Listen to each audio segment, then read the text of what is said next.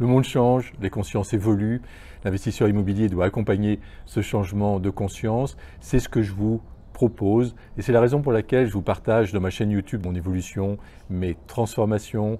J'étais quelqu'un de plutôt financier. Il m'est arrivé sur notre parc immobilier qui a compté jusqu'à 1000 biens d'acheter des immeubles entiers, voire des hôtels, sans les voir, uniquement en regardant la rentabilité du bien, le budget prévisionnel de l'opération, puis en s'appuyant sur les reportings de mes équipes. Aujourd'hui, c'est terminé. J'ai besoin de ressentir le lieu. Est-ce que je me sens bien?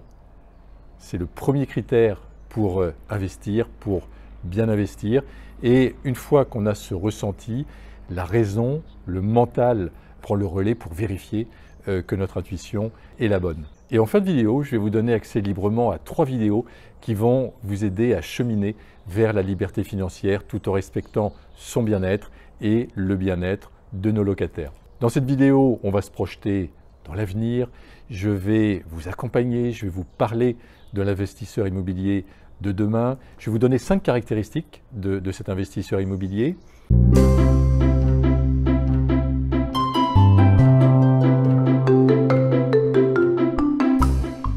L'investisseur immobilier de demain, il suit ses envies, son élan, ses intuitions. Il est plus instinctif qu'analytique. On dit souvent que l'analyse paralyse et j'ai vu tellement de gens faire des analyses poussées, des études de marché, des business plans à rallonge et finalement pour ne pas passer à l'action parce que leur élan était passé. Aujourd'hui, l'investisseur immobilier, il est intuitif. Quand il ressent les choses, il passe à l'action sans se poser des questions et des questions, il passe rapidement à l'action. J'ai souvent la question de mon côté, mais pourquoi Ludovic, tu passes autant de temps à donner des conseils, à aider des personnes, à faire des vidéos sur ta chaîne YouTube, à partager sur les réseaux sociaux? Eh bien la raison, c'est que j'aime ça, j'en ai envie. C'est pas pour l'aspect financier, même si je suis un entrepreneur, bien évidemment, ça compte. Mais le plus important pour moi, c'est de me faire plaisir, c'est de répondre à mon envie, à mon élan. Deuxième caractéristique de l'investisseur immobilier de demain, il travaille sur lui en permanence, il recherche son bien-être, il cherche à diminuer son stress, il travaille moins mais il travaille mieux. Ça ne sert à rien de posséder des dizaines et des dizaines d'appartements si on ne dort pas la nuit. Donc il travaille différemment, il est focus sur ses objectifs et il répond d'abord à ses besoins, à ses propres besoins, avant de répondre aux besoins des autres. Ce n'est pas être égoïste, mais quand on est bien avec soi-même, qu'on répond à ses besoins, eh bien, on le rayonne et c'est ce qu'on émane à l'extérieur et donc c'est ce qu'on va amener à nos locataires.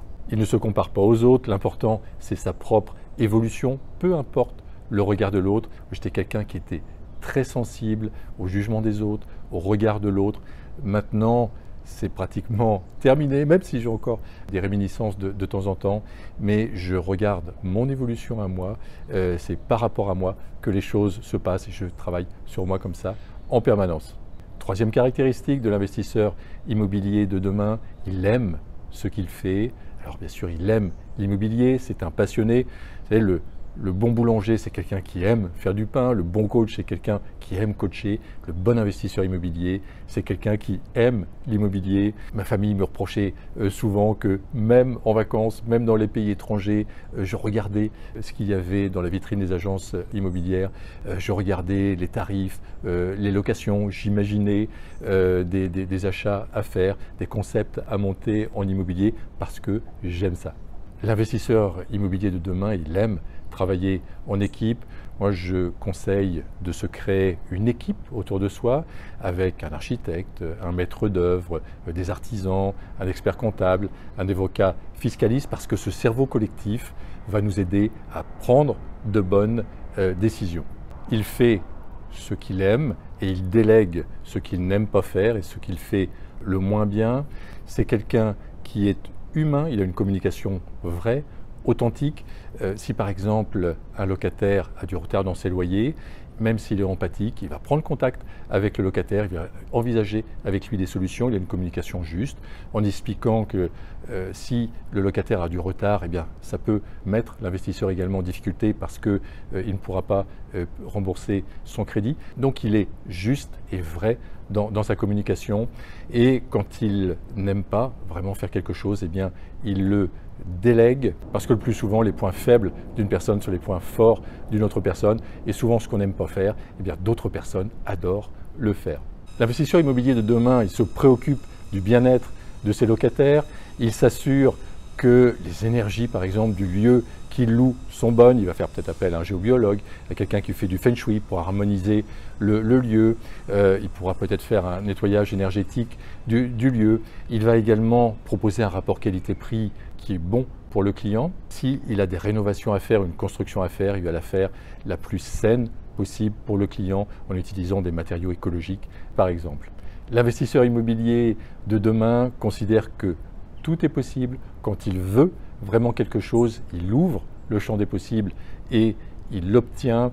Ça me fait penser à la maison que vous voyez derrière moi. On en rêvait avec Valérie, on voulait cette maison, mais elle dépassait notre budget. Et à un moment, je commençais à baisser les bras et Valérie me dit « Attends, il y a peut-être une possibilité » et j'ouvre de nouveau le champ des possibles.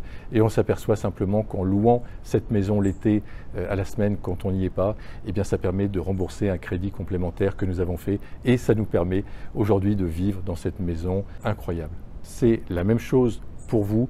Tout est possible pour vous à partir du moment où vous y croyez et à partir du moment où vous vous mettez en action.